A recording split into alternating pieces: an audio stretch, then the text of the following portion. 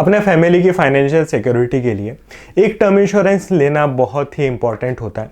लेकिन मार्केट में हमारे पास इतने सारे ऑप्शन हैं कि एक सही टर्म इंश्योरेंस को सेलेक्ट कर पाना बहुत ही मुश्किल हो जाता है। दोस्तों, आज के इस वीडियो में हम इसी टॉपिक के बारे में बात करेंगे। नमस्कार दोस्तों, मैं हूं आशुतोष, आपका पर्सनल फाइनेंस कोच।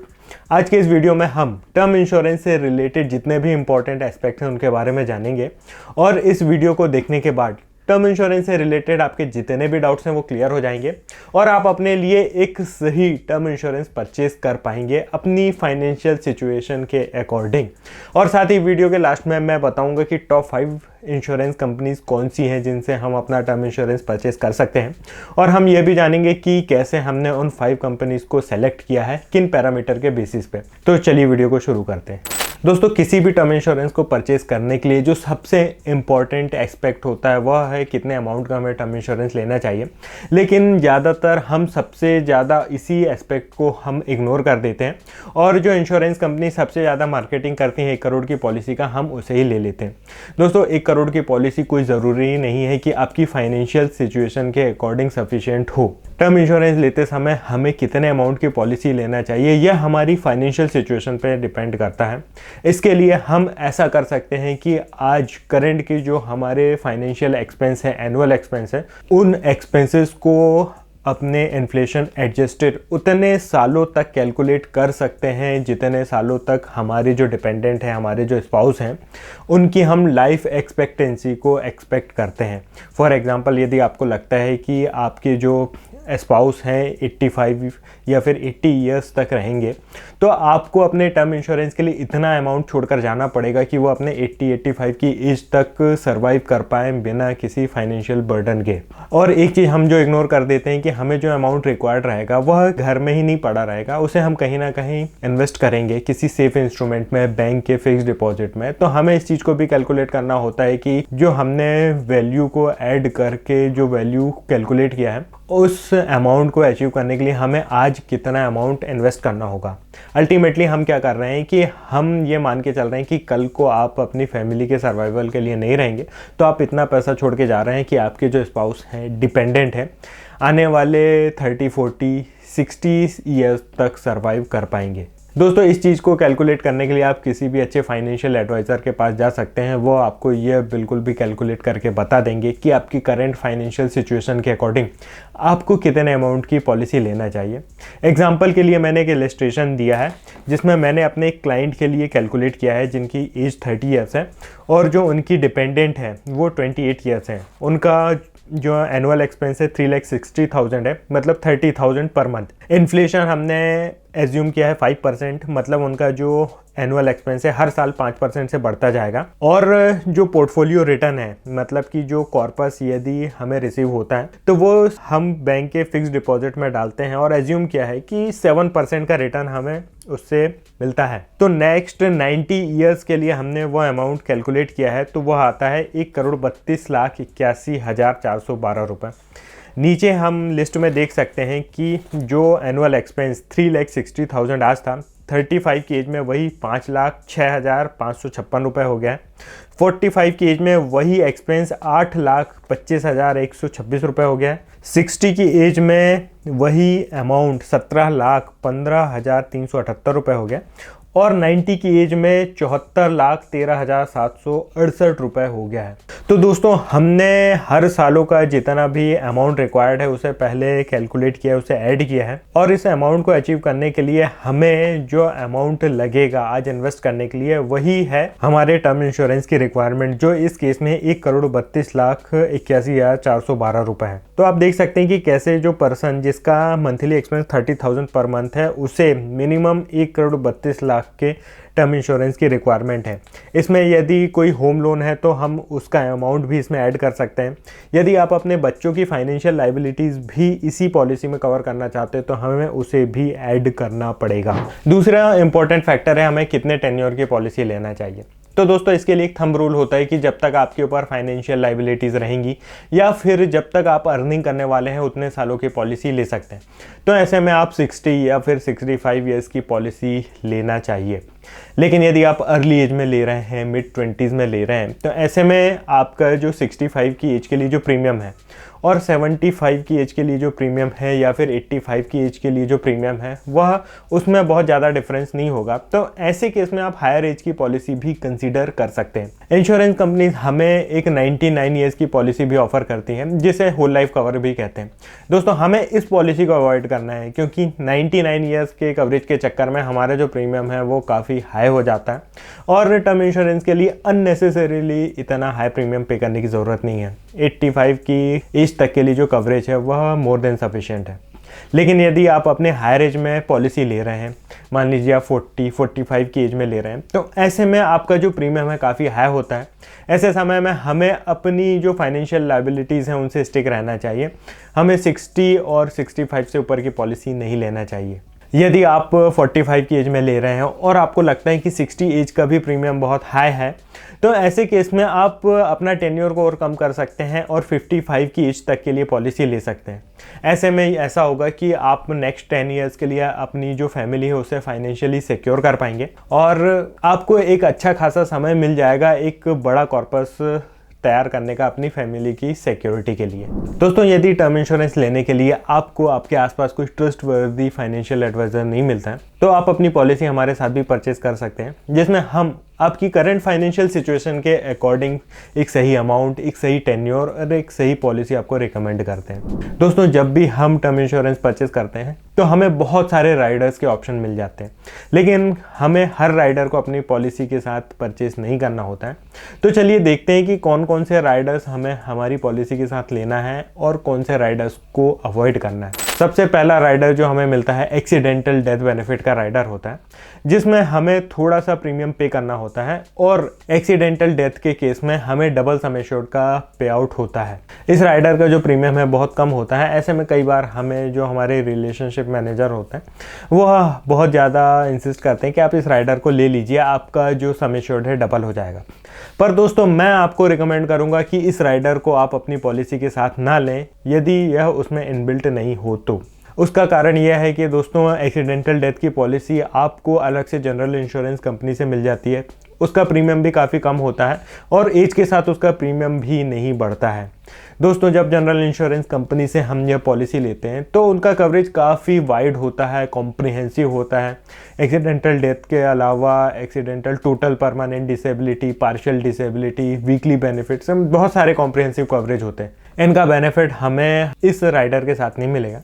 दूसरा क्या होता है कि इनमें बहुत ज़्यादा टर्म्स एंड कंडीशंस होती हैं जिन्हें हम पढ़ते नहीं हैं। एक्सीडेंटल डेथ के केस में जब कंपनी को डबल सम एश्योर्ड देना होता है तो उस डेथ को एक्सीडेंट प्रूव करने की जो रिस्पॉन्सिबिलिटी होती है पॉलिसी होल्डर के नॉमिनी की होती है। ऐसे में कई बार बहुत लंबे समय तक जो पॉलिसी होल्डर के नॉमिनी होते हैं उनको पे आउट रुका हुआ रहता है, कई बार बहुत परेशान होना होता है। तो हमें दोनों पॉलिसीज मिक्स करने की ज़रूरत नहीं है, हम बाहर से भी एक्सीडेंटल डेथ की जो पॉलिसी है ले सकते हैं। दूसरा जो इंपॉर्टेंट राइडर हमें मिलता है वह है क्रिटिकल इलनेस का राइडर, जिसमें कंपनी की लिस्टेड क्रिटिकल इलनेसेस की जो लिस्ट है उसमें से यदि कोई एक डिसीज पॉलिसी होल्डर को हो जाती है तो एक बेनिफिट का पे आउट होता है। कई बार यह बेनिफिट सेपरेट होता है आपके डेथ सम एश्योर्ड से और कई बार यह बेनिफिट एक्सेलरेटेड होता है, मतलब आपका जो डेथ बेनिफिट है उसमें से कम करके आपको दे दिया जाता है। दोस्तों क्रिटिकल इलनेस की पॉलिसी भी आप सेपरेट जनरल इंश्योरेंस या फिर हेल्थ इंश्योरेंस कंपनी से ले सकते हैं, लेकिन इनका जो प्रीमियम है एज के साथ बढ़ते जाता है। बट हेल्थ इंश्योरेंस के साथ जो आप पॉलिसी लेते हैं उनका कवरेज काफ़ी कॉम्प्रिहेंसिव रहता है, ज़्यादा डिसीजेस को कवर करते हैं। तो यह टोटल आपकी अफोर्डेबिलिटी पे डिपेंड करता है। यदि आप सेपरेट पॉलिसी को अफोर्ड कर सकते हैं तो आपको सेपरेट पॉलिसी के लिए ही जाना चाहिए, नहीं तो फिर आप इस राइडर को परचेस कर सकते हैं। एक राइडर बहुत देखने को मिलता है टर्मिनल इलनेस का राइडर, जो कि बहुत सारी पॉलिसीज़ में इनबिल्ट होता है। तो दोस्तों यदि यह राइडर आपकी पॉलिसी में इनबिल्ट है तो कोई दिक्कत नहीं, अलग से इस राइडर के लिए पेमेंट करने की ज़रूरत नहीं है। इसका मतलब यह है कि यदि पॉलिसी होल्डर को कोई टर्मिनल इलनेस हो जाएगी तो जो बेनिफिट है, डेथ बेनिफिट है, उसका पे आउट उसे पहले ही हो जाएगा। दोस्तों टर्मिनल इलनेस ऐसी इलनेस होती है जिसमें जो डॉक्टर्स होते हैं वो ये डिक्लेयर कर देते हैं कि इस डिसीज़ के डायग्नोस होने के बाद 6 महीने के अंदर जो पॉलिसी होल्डर है उसकी डेथ हो जाएगी।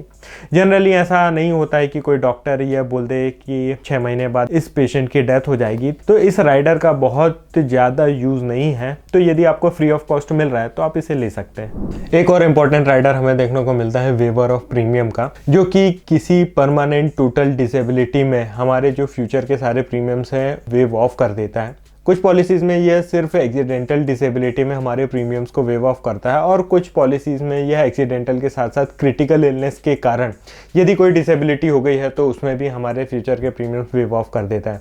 तो यदि आपने रेगुलर पे में पॉलिसी को ऑप्ट किया है तो आपको यह राइडर अपनी पॉलिसी के साथ लेना ही चाहिए।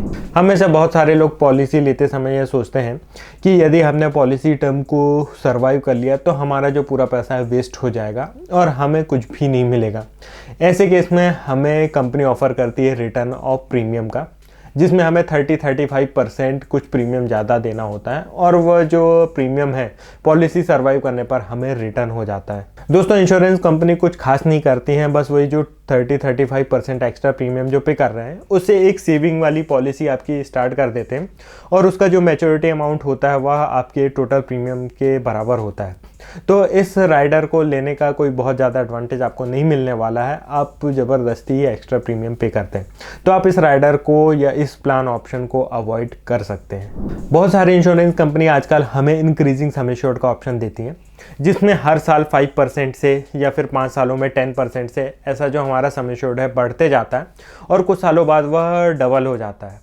तो यदि आपको ऐसा लगता है कि आप जिस अमाउंट की पॉलिसी ले रहे हैं वह अभी सफिशिएंट नहीं रहेगी आने वाले सालों में, तो फिर आप इस ऑप्शन को सेलेक्ट कर सकते हैं। या फिर यदि आपने सारी फाइनेंशियल लाइबिलिटीज़ को कैलकुलेट करके एक सही अमाउंट की पॉलिसी परचेस किया है तो फिर आप यह जो इंक्रीजिंग सम इंश्योर्ड वाला ऑप्शन है उसे अवॉइड कर सकते हैं। बहुत सारी पॉलिसीज़ में आजकल हमें स्मार्ट एग्जिट वैल्यू देखने को मिलती है, जिसे नो कॉस्ट टर्म इंश्योरेंस भी कहते हैं।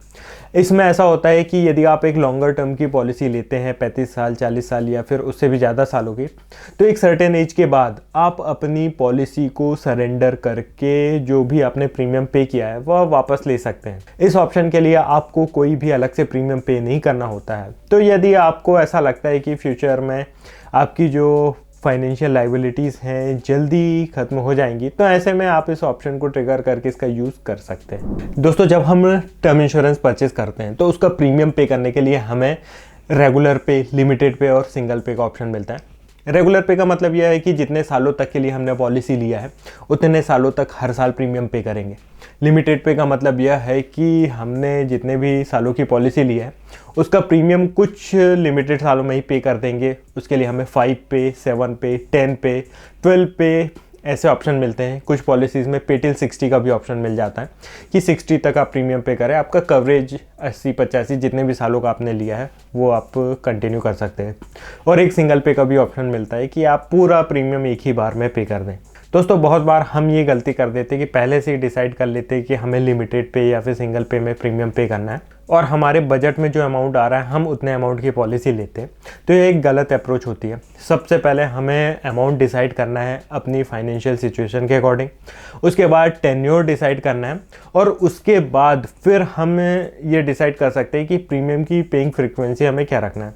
यदि हमें लगता है प्रीमियम बहुत ज़्यादा हो रहा है तो हमें रेगुलर पे सेलेक्ट करना चाहिए, और यदि हम कंफर्टेबल हैं लिमिटेड पे में और हमें उतने सालों तक कोई हेडेक नहीं रखना है तो फिर हम लिमिटेड पे में भी अपना जो प्रीमियम है पे कर सकते हैं। कोई ज़रूरी नहीं है हम उसे उतने सालों तक चलाएं।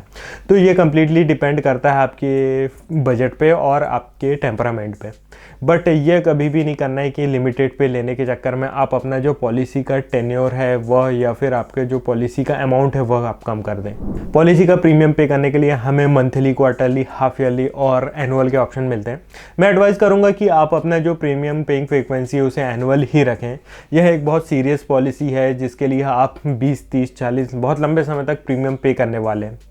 किसी कारण से आपके अकाउंट में बैलेंस मेंटेन नहीं हो पाया, कोई रेगुलेटरी चेंज के कारण आपका जो ई-नच है वह काम नहीं किया, आपका प्रीमियम डिडक्ट नहीं हुआ, ऐसे में आपकी पॉलिसी भी कैंसिल हो सकती है। तो आप एनुअली पे करें तो आपको याद भी रहेगा कि साल में एक बार आपको एक प्रीमियम पे करना है। दोस्तों मैं आपको एक स्टोरी बताता हूँ जो कि मेरी आंखों देखी हुई है, मेरे सामने की है। मेरे जान पहचान में एक अंकल थे, उनकी डेथ हुई। उनके पास एक अच्छा खासा टर्म इंश्योरेंस था। तो जब उनकी डेथ हुई तो उनकी जो फैमिली थी, उनकी वाइफ थी, उनको एक बहुत बड़ा अमाउंट मिला, 1 करोड़ से भी ज़्यादा की पॉलिसी उनके पास थी। तो जब उनके पास पॉलिसी का जो पैसा आया तो उनके रिश्तेदारों ने, उनके दोस्तों ने उनको ये समझाया कि आप एक काम करिए, ये जो पैसा है फालतू में आप इधर उधर खर्च कर देंगे, इससे बढ़िया आप एक प्रॉपर्टी में इन्वेस्ट करो, वहाँ से आपको रेंट भी आएगा और आपकी जो प्रॉपर्टी की वैल्यू है वो भी बढ़ते जाएगी। तो ऐसे में वो आंटी ने क्या किया, पूरे पैसों की एक वो प्रॉपर्टी परचेज कर लिया। बाद में पता चला कि वो जो प्रॉपर्टी थी डिस्प्यूटेड थी। वो जो आंटी थी उनके बच्चे पढ़ रहे थे, उन्हें पैसों की बहुत सख्त ज़रूरत थी, बट वो प्रॉपर्टी खरीदने के कारण उनके पास कैश नहीं था और बाद में पता चला कि ना उन्हें पैसा मिला और ना ही प्रॉपर्टी मिली और उन्हें पैसों के लिए, अपने सर्वाइवल के लिए बहुत परेशान होना पड़ा। दोस्तों मैं यह आपको इसलिए बता रहा हूँ कि यह बहुत ही इम्पॉर्टेंट है कि आप अपने नॉमिनी को, अपने स्पाउस को इस बारे में एजुकेट करें कि यदि कल को कुछ होता है और इतना बड़ा जो लमसम अमाउंट आपको मिलेगा उसे आपको कैसे यूज़ करना है, कैसे मैनेज करना है। डेथ बेनिफिट के पे आउट के लिए कंपनी हमें डिफरेंट ऑप्शन देती हैं,